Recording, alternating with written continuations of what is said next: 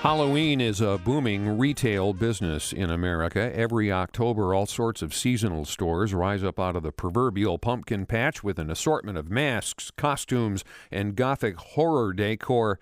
Sometimes just seeing the price tag at the cash register is enough to give you the spooks.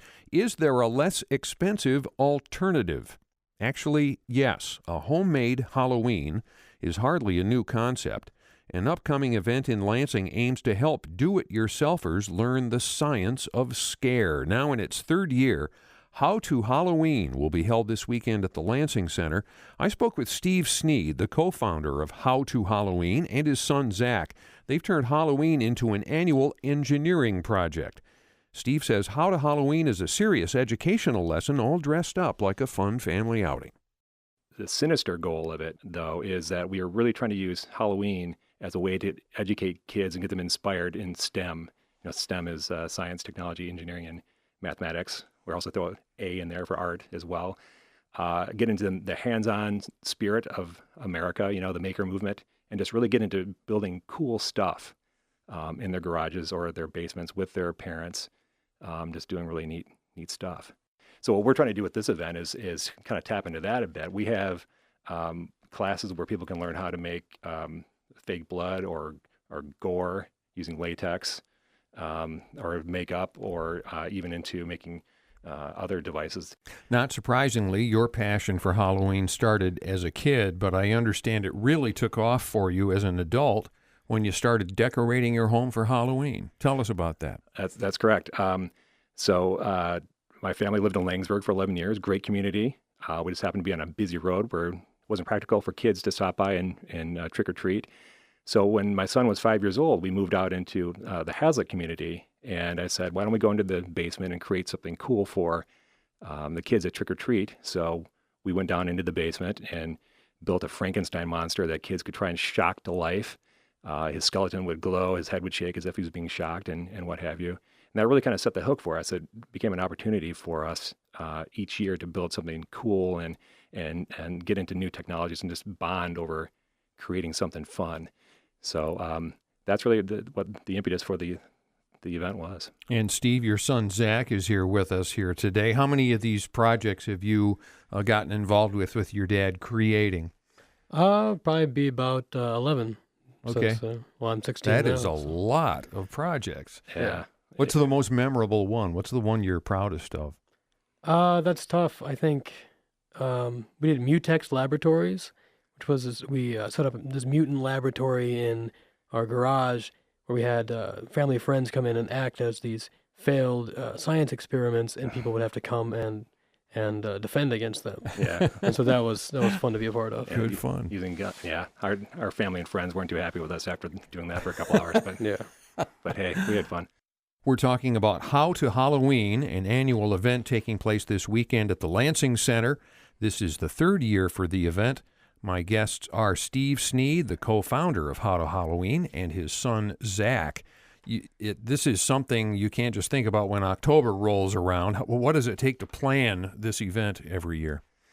We are planning next year's event already. Yeah, not surprised to hear that. We are actually in partnership with the LEPFA folks, the people that run the Lansing Center, and they're using this as an outreach thing, really. So they're really trying to grow businesses like ours and reach out into the community and inspire them. So we are working with them right now, planning things out for next year. We've got our dates in place and everything. So we wanted to illustrate the tinkerer motif of How to Halloween. We've got a clip that we'd like to play right now. This is from your interview last year with our producer, Scott Pohl. The two of you are standing in your garage, just as you remember, and you're demonstrating a game that you and your partner, Jerry, invented called Green Invaders from the Red Planet. This is an interactive game you developed to give the trick-or-treaters a little fun thing to do when they're out collecting candy. Let's listen. each gun has its own unique identifier, so I know who's shooting what alien. The way that works is we have an air compressor. It uses air to move targets up and down. It routes into the circuit board that I built with some engineering friends of mine.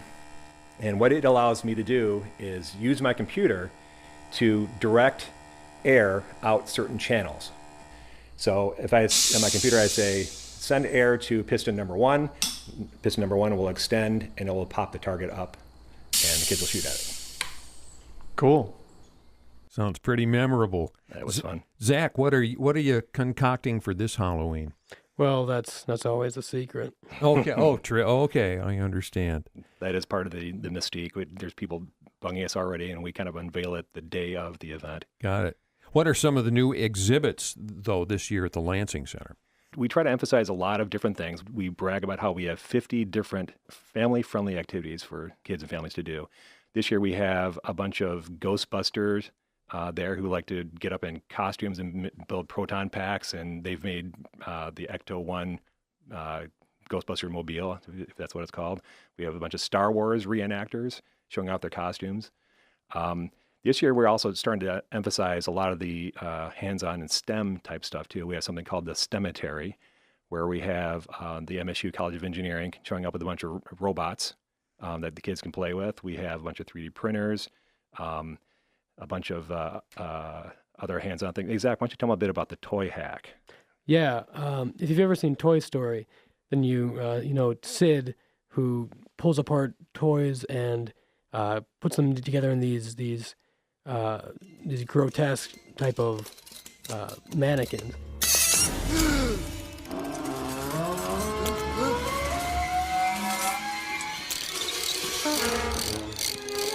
And so we have a group here who's going to do that this year. And we can just pull apart a bunch of weird toys and put them together in these godless creations, and and it's pretty great.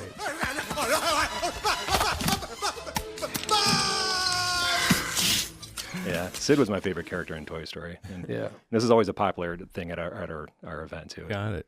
I'd like to switch gears just a little bit here, though, while we're talking about games. Since the last time we had you on Current State, you and Zack have actually made history. It happened earlier this year in Sandusky, Ohio. Tell us what happened. What we did is every year we speak at a conference called Code Mash, and it is a family-friendly tech conference that has a lot of people in it. What we did was we had a bunch of the attendees come in, and we had them play help us set the record for the most people playing one single game of Pong. So if you remember Pong, that's a game from 1972, I think, Zack, is that right? Yeah. Where it's just a version of table tennis. So a paddle will go up, a ball will go by. Well, what we did was we got it so that we actually had 379 people playing one game. And what we did is we handed out laser pointers, and we'd have them all point their laser pointer on the screen where they wanted the paddle to go. So you can imagine that. So the paddle goes up on the side in order to catch the ball. Right.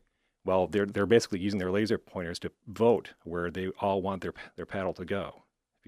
It's hard. It is hard to describe over the radio, but it really turned into this really cool mass thing where actually one of the people helping us out said he's actually been to the World Cup, like a World Cup soccer game, and it felt very much like that because half the crowd was on one team and they were yelling, "Go, go, go, Team Red!" and the other team was yelling. People got into it. Oh, it was insane. It was very cool. So, But I understand Guinness did not count all of your participants. What happened? What happened there? This is just kind of a little behind the scenes. What happens with Guinness is you can pay $8,000 to have them come out and certify you and give you a certificate right there.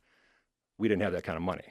So what you do instead is you go through you have a bunch of documentation and volunteers, and you have to point a camera at the door in order to count all the people that are coming in. Well, our camera died after 251 people. So we had 379 people actually do it, but we only got credit for 251. Zack, do you expect you'll pursue something in the STEM field once you're out of school and in the working world?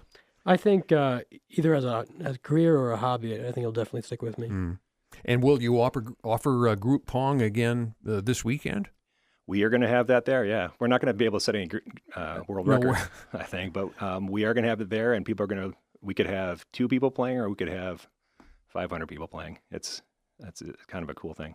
It's Steve Sneed's favorite time of year. Steve's the co-founder of How to Halloween, The third annual event takes place this weekend, Saturday and Sunday, from 11 till 5 at the Lansing Center in downtown Lansing.